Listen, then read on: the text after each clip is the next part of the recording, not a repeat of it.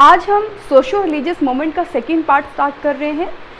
First video में मैंने आपको सोशो रिलीजियस मूवमेंट की इंट्रोडक्शन बताई थी, नेचर बताया था और साथ ही साथ मैंने आपको बताया था रीजंस क्या थे, क्यों ये सोशो रिलीजियस मूवमेंट्स इंडिया में हुई थी। आज हम बात करेंगे कि जो सोशो रिलीजियस रिफॉर्मिस्ट जिन्होंने ये मूवमेंट्स इंडिया में स्टार्ट की थी, आज हम उनके बारे में पढ़ेंगे। और अगर हम देखें तो सोशो रिलीजियस मूवमेंट के जो पाइनियर हैं, जिन्होंने सबसे पहले इस मूवमेंट को यहाँ पे स्टार्ट किया था, वो है राजा राम मोहन रॉय। राजा राम मोहन रॉय को डिफरेंट जो है वो नाम टाइटल्स दिए गए थे और उन टाइटल्स की एक इम्पॉर्टेंस है, वो मैं आपको बताऊँ। तो सबसे पहले आपको यही पता होना चाहिए कि Raja Ram Mohan Roy is called as the father of Indian renaissance, father of modern India and father of journalism.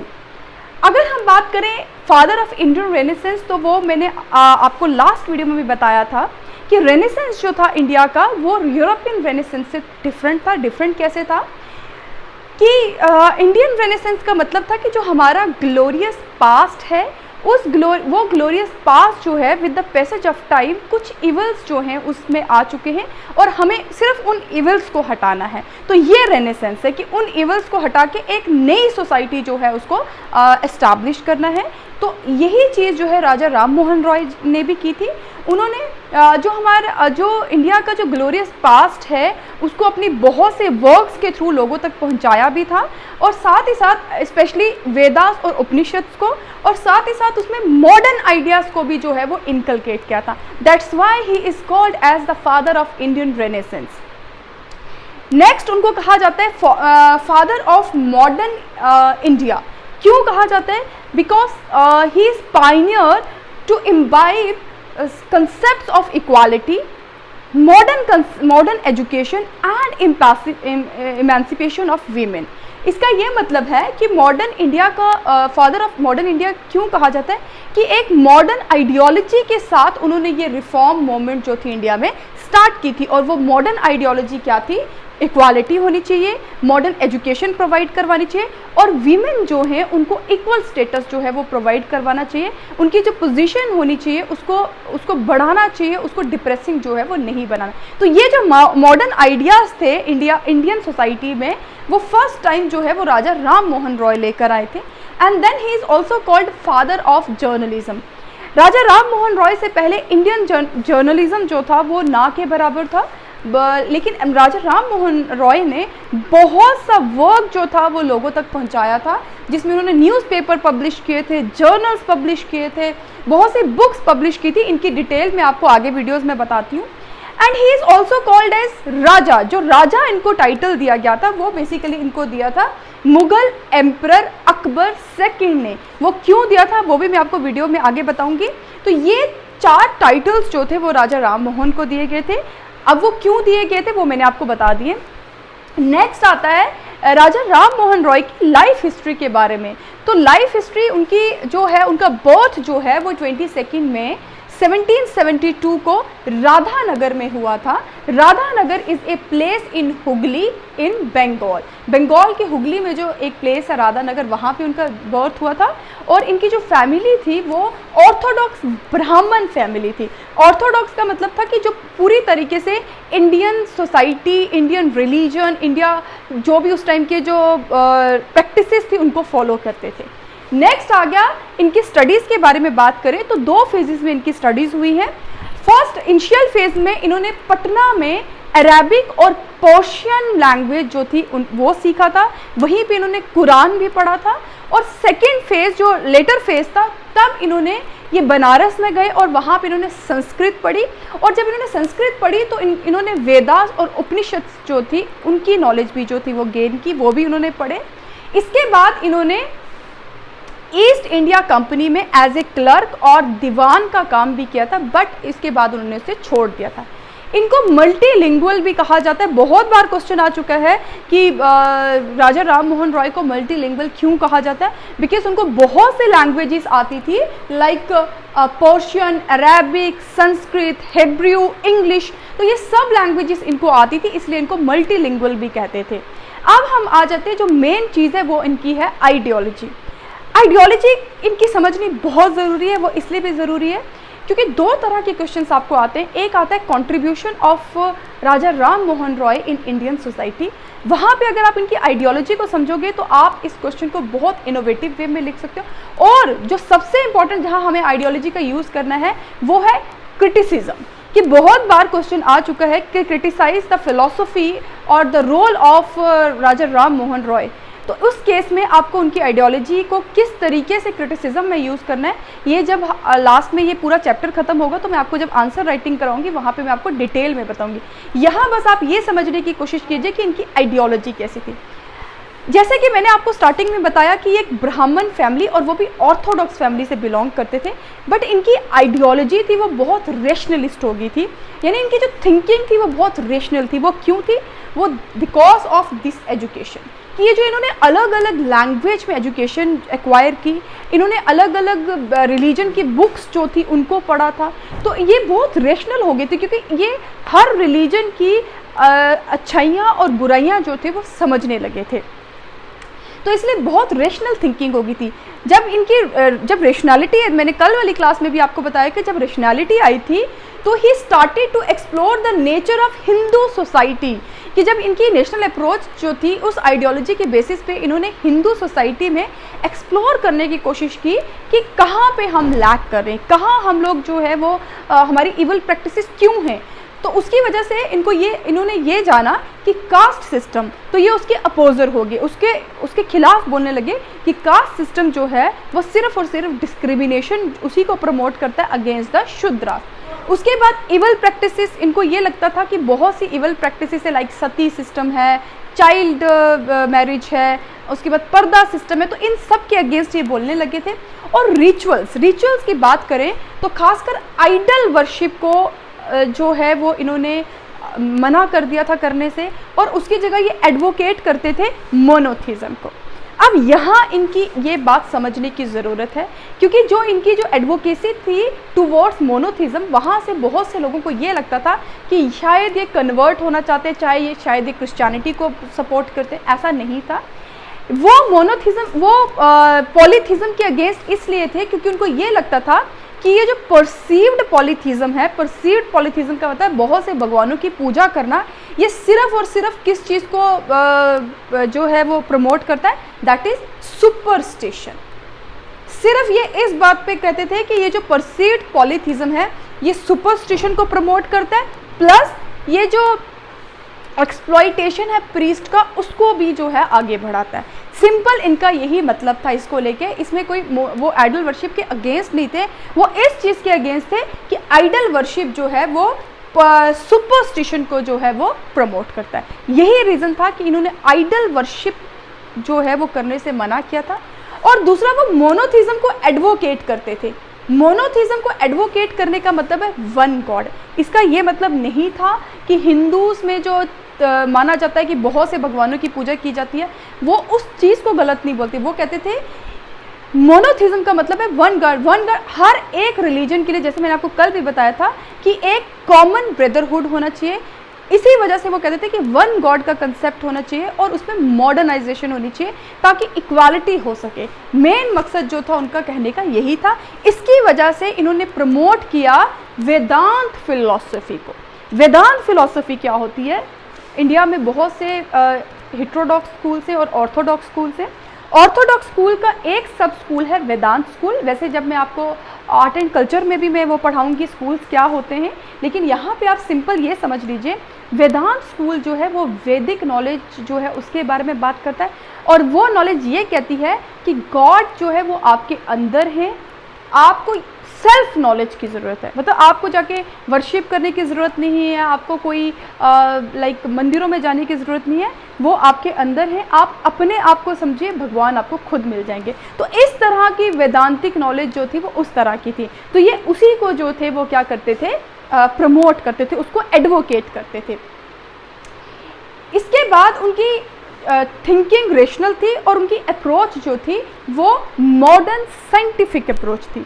Modern scientific approach में वो क्या थी कि he wanted to establish one universal model for humanity. यानी ये जो मैं मोनोथिज्म की बात कर रही हूँ ना, वो ये है कि एक ह्यूमन सोसाइटी, एक ऐसी यूनिवर्सल सोसाइटी जिसमें ह्यूमैनिटी हो, इस तरीके का मॉडल वो चाहते थे, सोसाइटी उस तरीके से मॉडल हो।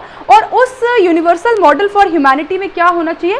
One God, religious reforms, women emancipation और उसी के साथ साथ modern education and scientific temper.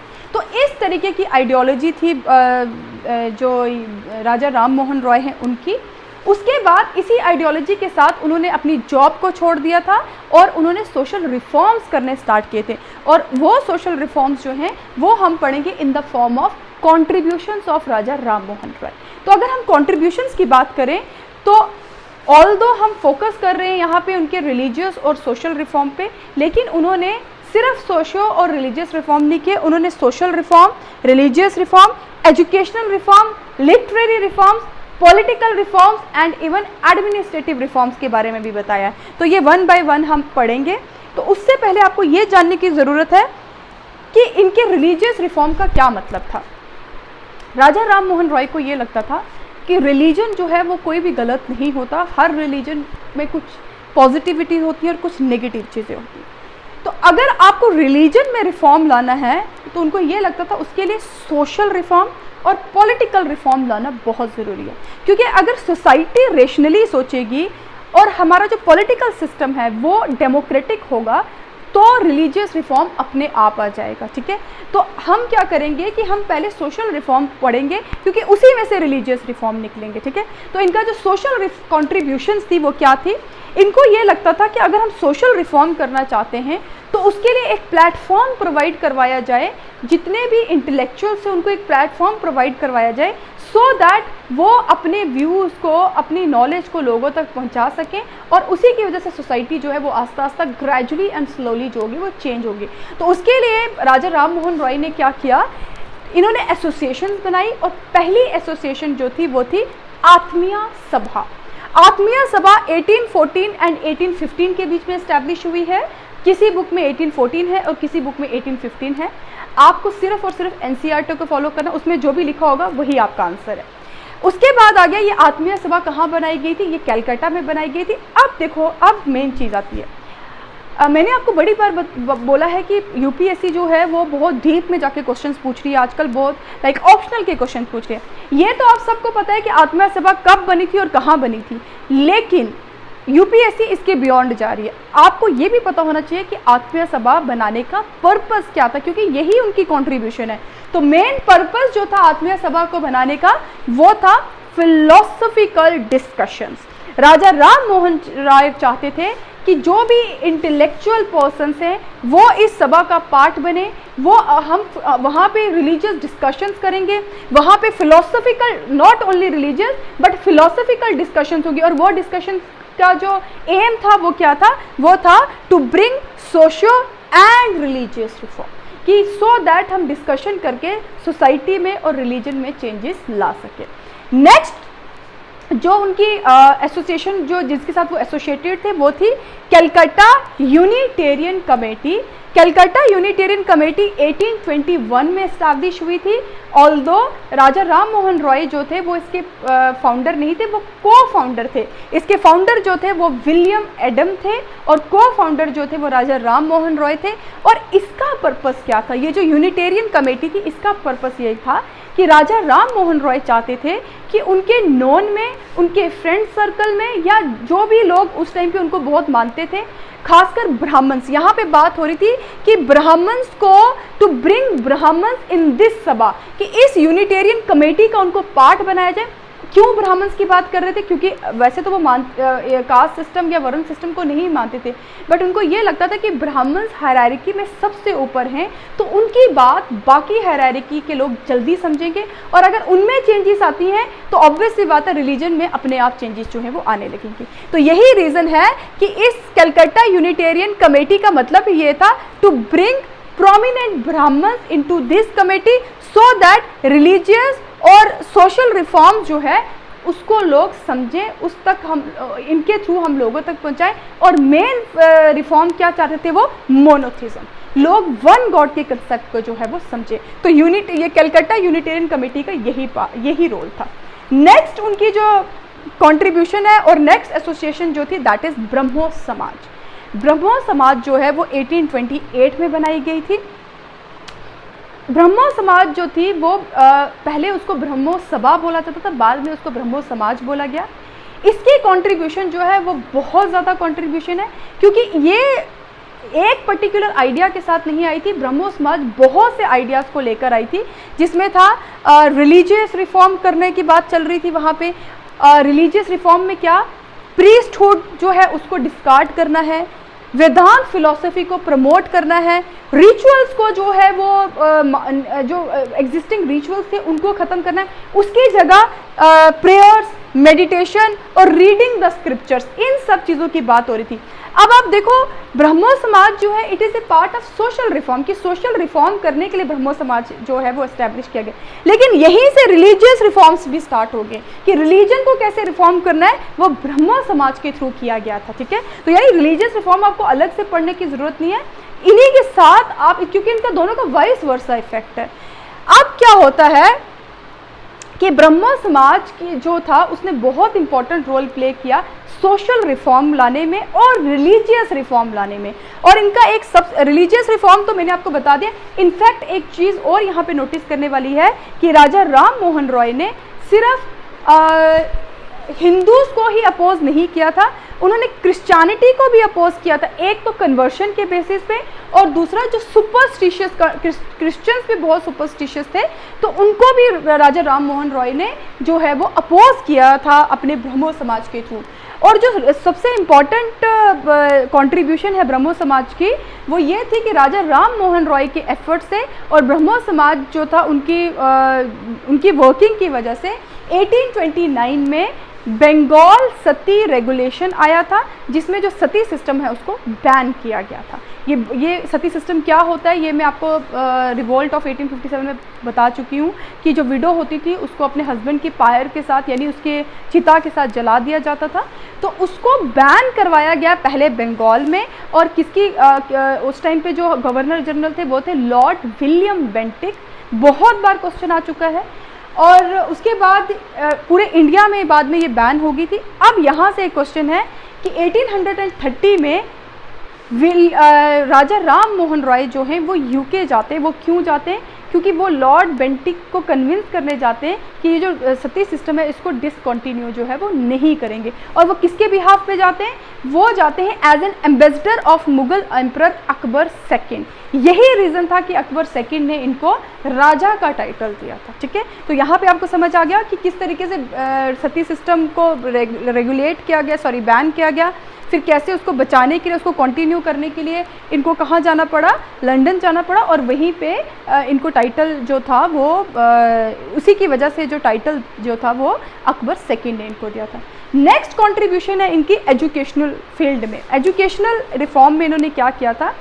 Actually he was the Pioneer in promoting modern education. Modern education को प्रमोट करने में राजा राम मोहन रॉय का बहुत इंपॉर्टेंट रोल है। उसके लिए इन्होंने क्या किया? इन्होंने सबसे पहले डेविड हैरे जो थे वो एक स्कॉटिश वॉचमेकर थे, उनकी मदद की थी हिंदू कॉलेज को एस्टैब्लिश करने के लिए। और ये कॉलेज 1825 में एस्टैब्लिश किया गया था। और इस कॉलेज का एस्टैब्लिश करने में राजा राम मोहन रॉय ने जो मदद की थी वो हेल्प इसलिए की गई थी ताकि मॉडर्न एजुकेशन जो है वो इंडियंस तक जो है वो पहुंचाई जा सके। अभी एट प्रेजेंट इस कॉलेज को जो है वो कलकत्ता प्रेसिडेंसी यूनिवर्सिटी कहते हैं। और ये ओल्डेस्ट मॉडर्न एजुकेशन इंस्टीट्यूट है ऑफ एशिया का। याद रख लीजिएगा कि it is the oldest modern education institution of Asia. उसके बाद राजा राम मोहन रॉय ने खुद एक कॉलेज एस्टैब्लिश किया जिसको वेदांत कॉलेज बोलते हैं, जो कि कलकत्ता में एस्टैब्लिश किया गया था। और इसका पर्पस था दोनों एजुकेशन सिस्टम को, दोनों मतलब इंडियन और मॉडर्न एजुकेशन यानी इंग्लिश एजुकेशन को एक ही प्लेटफॉर्म के थ्रू इम्पार्ट करना। तो यहाँ पे इंडियन लर्निंग और वेस्टर्न लर्निंग इकट्ठे होती थी। और अगर हम इंडियन की बात करें तो वैदिक एजुकेशन दी जाती थी, और अगर हम इसकी वेस्टर्न एजुकेशन की बात करें तो सोशल और फिजिकल साइंसेस के सब्जेक्ट्स यहाँ पे पढ़ाए जाते थे। अब आ जाता है इनका लिटरेरी रिफॉर्म। तो लिटरेरी रिफॉर्म में इनको फादर ऑफ जर्नलिज्म कहते हैं। वो क्यों कहते हैं? क्योंकि इन्होंने बहुत सा लिटरेरी वर्क किया था इन the form of journals and newspapers, in the form of books and translation. बहुत से बुक्स को इन्होंने ट्रांसलेट किया। तो वो मैं आपको बताती हूँ कि अगर हम जर्नल्स और न्यूज़पेपर्स की बात करें तो इन्होंने 3 इम्पॉर्टेंट जर्नल्स और न्यूज़पेपर्स इशू किए थे। एक है ब्राह्मणिकल मैगजीन, एक है संवाद कमूड़ी जो है वो बंगाली में थी, और एक है मीरत उल अखबार जो पर्शियन में थी। इसके अलावा इनके बहुत से वर्क हैं, जैसे तुफत उल मुफद्दीन जो कि गिफ्ट टू मोनोथिज्म, एक बहुत इंपॉर्टेंट बुक थी इनकी जो गिफ्ट टू मोनोथिज्म के बारे में बताया था इस बुक में इन्होंने, और वहाँ पे इन्होंने, ये पर्शियन में थी ये बुक। उसके अलावा परसेप्ट ऑफ जीसस, बंगाली ग्रामर, एक ग्रामर इन्होंने बनाई थी बंगाली में, ताकि जो बंगाल के जो लोग हैं उन तक ये नॉलेज, ग्रामेटिकल नॉलेज जितनी भी थी वो पहुंचा सकें। उसके बाद वेदांत गाथा एक इन्होंने बुक लिखी थी, और इसके बाद द यूनिवर्सल रिलीजन, ये भी इनकी बुक्स हैं। अब इन्होंने बहुत से टेक्स्ट जो हैं, इंडियन टेक्स्ट जो है उनको ट्रांसलेट किया था, जैसे वेदास हो गए और उपनिषद हो गए, उसको बंगाली में इन्होंने जो है वो ट्रांसलेट किया था, ताकि लिटरेचर जो इंडियन पास्ट लिटरेचर है उसको लोग पढ़ सकें। और खासकर मुंडक उपनिषद, ये क्वेश्चन मैंने कहीं पढ़ा था, मुझे याद नहीं है ये कहाँ पे आया है, बट मुंडक उपनिषद पूछा था कि किसने ट्रांसलेट किया था बंगाली में, तो आंसर है राजा राम मोहन राय। अब हम बात कर लेते हैं पॉलिटिकल और एडमिनिस्ट्रेटिव रिफॉर्म्स की। तो एज सच डायरेक्टली कभी भी राजा राम मोहन रॉय ने कोई ऐसी इनिशिएटिव नहीं लिया पॉलिटिकल एडमिनिस्ट्रेटिव रिफॉर्म के लिए, बट इनडायरेक्टली अपने वर्क्स के थ्रू उन्होंने पॉलिटिकल और एडमिनिस्ट्रेटिव रिफॉर्म्स के बारे में बहुत लिखा है, जिसमें इन्होंने, अगर हम पॉलिटिकल रिफॉर्म्स की बात करें तो सिविल लिबर्टी की बात की है, फ्रीडम ऑफ प्रेस की बात की है, टैक्सेशन रिफॉर्म्स की बात की है कि ज़मींदार जो हैं वो एट्रोसिटीज़ करते हैं अपने पीजेंट से उसके लिए टैक्स के लिए, तो उनका टैक्स कम होना चाहिए। उसके बाद एडमिनिस्ट्रेटिव रिफॉर्म्स की बात करें तो इन्होंने इंडियनाइजेशन ऑफ सुपीरियर सर्विसेज की, सुपीरियर सर्विसेज में इंडियंस होने चाहिए, इसकी बात की है। Separation of executive from judiciary, यहाँ तक इन्होंने अपने बुक्स में लिखा है। और इक्वालिटी की बात करी, इक्वालिटी किसमें? ब्रिटिशर्स में और इंडियन के बीच में इक्वालिटी होनी चाहिए। तो इस तरीके के इनडायरेक्ट वे में इन्होंने एडमिनिस्ट्रेटिव और पॉलिटिकल रिफॉर्म्स के बारे में भी अपनी बुक्स में लिखा था। तो दैट मीन्स कि होलिस्टिकली अगर हम देखें तो राजा राम मोहन रॉय ने हर तरीके के रिफॉर्म्स के बारे में जो है वो लिखा भी है, और कुछ रिफॉर्म्स के ऊपर उन्होंने खुद एक्टिव होके जो है वो रिफॉर्म्स इंडिया में किए भी हैं। ये मैंने अकेले राजा राम मोहन रॉय के बारे में आपको इसलिए भी पढ़ाया है क्योंकि बहुत बार उनकी कॉन्ट्रीब्यूशंस आती हैं, उनकी आइडियोलॉजी के बारे में पूछा जाता है, उनके ऊपर अगर हम उनके क्रिटिसिज्म के बारे में, उनके काफ़ी बार क्रिटिसिज्म पे आया है क्वेश्चन, उनका क्रिटिसिज्म आया है। और उसके बाद उनकी लाइफ हिस्ट्री के बारे में प्रिलिमिनरी में बहुत बार आया। तो लास्ट में जब पूरी ये जो वीडियो सीरीज़ जो हमारी सोशियो रिलीजियस मूवमेंट की ख़त्म होगी तो आंसर राइटिंग कैसे होगी वो मैं आपको वहाँ पे बताऊँगी। एंड 7 जून के बाद से मैंने सुना है कि काफ़ी कुछ जो है वो ओपन हो रहा है, लाइक अनलॉक की जो जितना भी प्रोसेस है वो फिर से स्टार्ट हो रहा है। तो लेकिन फिर भी आपको प्रिकॉशंस लेने की ज़रूरत है, तो प्लीज़ आप मास्क पहनिएगा, जब भी आप बाहर जाएंगे तो मास्क ज़रूर यूज़ कीजिए, सैनिटाइज़र यूज़ कीजिए और सोशल डिस्टेंस मेंटेन कीजिए। Thank you so much.